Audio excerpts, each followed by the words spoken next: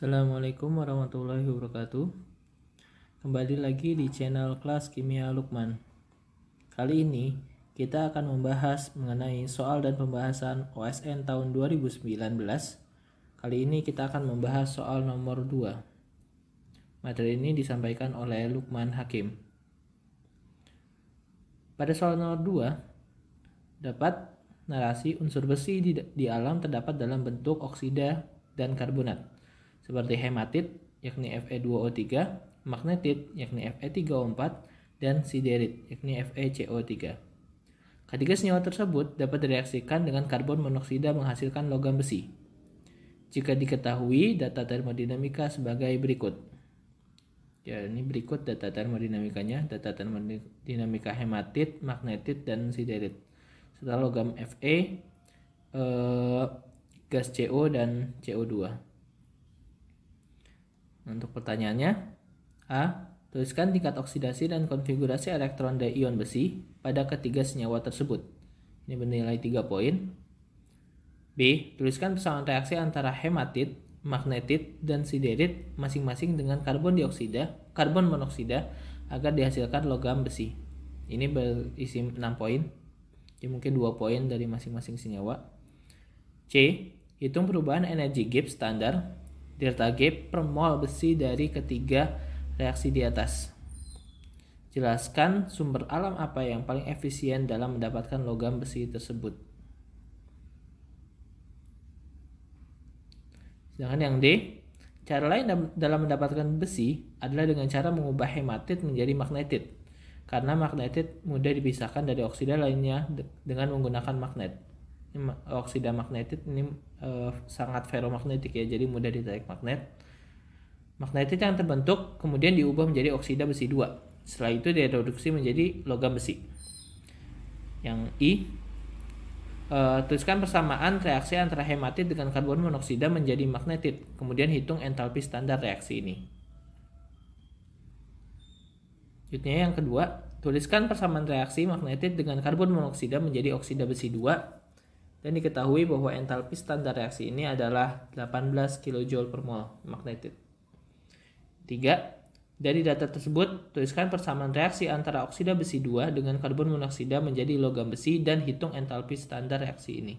Ini 5 poin. Ini total poin jadi 31 poin ya di nomor 2. Nah, untuk bilangan oksidasi dari hematit, magnetit, dan siderit, hematit kita lihat dia berbentuk Fe2O3. Maka dapat dihitung bahwa bilangan oksidasi dari hematit adalah Fe3, Fe3+. Sementara siderit FeCO3, karena CO3 itu adalah muatannya -2, maka otomatis bilangan oksidasi dari Fe di siderit adalah +2. Sedangkan di magnetit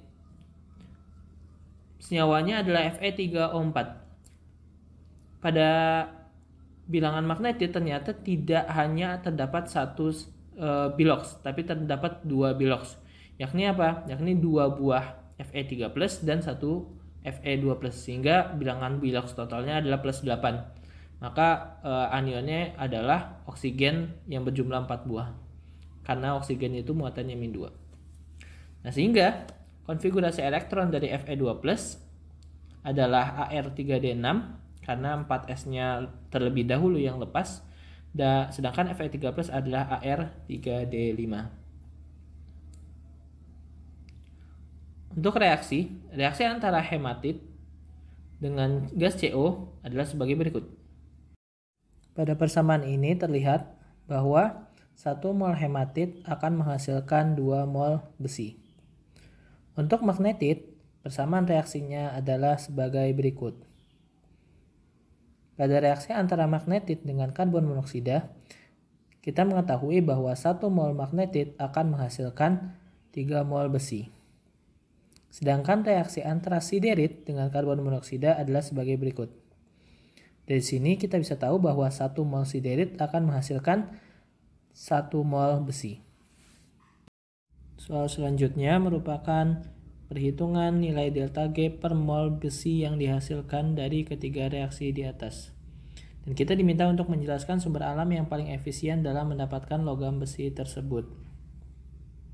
Untuk menghitung nilai delta G, kita perlu mengetahui delta H dan delta S masing-masing reaksi. Maka terlebih dahulu kita akan menghitung delta H dari reaksi hematit menjadi Fe, magnetit menjadi Fe, dan siderit menjadi Fe. Seperti halnya menghitung delta H, maka kita bisa hitung menggunakan delta H reaksi sama dengan jumlah delta H dari produk dikurangi jumlah delta H dari reaktan. Sehingga ketiga reaksi tersebut akan memiliki nilai delta H sebagai berikut. Selanjutnya, kita akan melakukan perhitungan untuk mengetahui nilai delta S reaksi dari masing-masing. Sama seperti delta H, karena delta S juga merupakan fungsi keadaan, maka kita dapat menghitung nilai delta S dari total delta S di produk dikurang dengan total delta S dari reaktan. Sehingga untuk masing-masing reaksi akan menghasilkan nilai delta S sebagai berikut.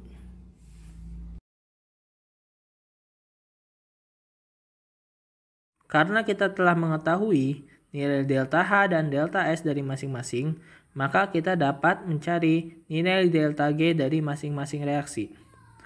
Untuk nilai delta G reaksi dari hematit adalah sebagai berikut. Untuk nilai delta G reaksi dari magnetit adalah sebagai berikut. Sedangkan untuk siderit adalah sebagai berikut. Nilai delta G ini merupakan nilai delta G untuk tiap 1 mol hematit, magnetit, dan siderit. Sehingga jika kita ingin mengetahui nilai delta G dari per mol besi, maka kita harus membagi dengan jumlah besi yang dihasilkan. Misalkan untuk hematit, maka kita membaginya dengan 2. Karena tiap 1 mol hematit menghasilkan 2 besi.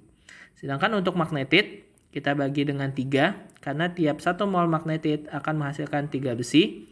Dan untuk siderit akan kita bagi dengan 1. Karena tiap mol siderit akan menghasilkan 1 mol besi.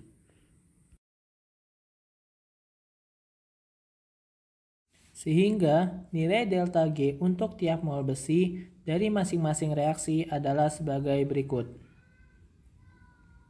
Dari sini kita bisa melihat bahwa nilai delta G hematit adalah nilai yang paling negatif. Artinya, hematit sangat mudah untuk menghasilkan 1 mol besi. Sehingga yang paling efisien untuk menghasilkan besi adalah hematit.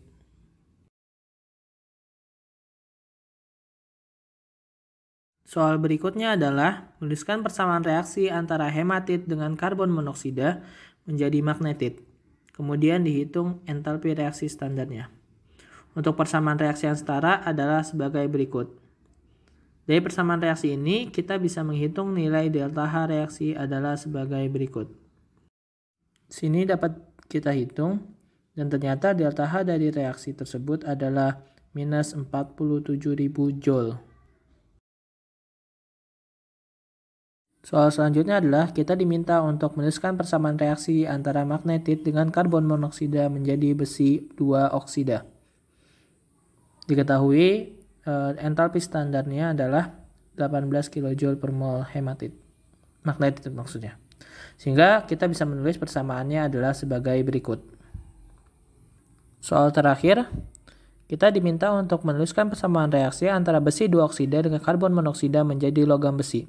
Dan kita diminta untuk menghitung entalpi reaksinya. Nah, untuk menghitung entalpi reaksinya, kita tidak bisa menghitung secara langsung. Kenapa? Karena terdapat data FeO yang kita tidak mengetahui data entalpi standarnya. Sehingga apa? Kita dibutuhkan untuk mencari data FeO dulu dari reaksi sebelumnya yang telah kita ketahui nilai delta H-nya, yakni sebesar 18 kJ. Nah, ketika kita hitung, kita dapat delta H FeO adalah minus 1526,5 kJ per mol. Sehingga dari situ kita bisa masukkan untuk menghitung reaksi perubahan dari FeO menjadi Fe. Sehingga di sini kita dapat bahwa delta H reaksi dari pengubahan FeO menjadi Fe adalah 1243,5 kJ per mol. Sekian untuk video kali ini. Bagi teman-teman yang ingin membutuhkan buku Olimpiade Kimia, atau sekadar mengajukan pertanyaan. Link untuk pembelian buku Olimpiade Kimia dan pengajuan pertanyaan ada di deskripsi. Terima kasih. Sampai jumpa di video-video selanjutnya. Assalamualaikum warahmatullahi wabarakatuh.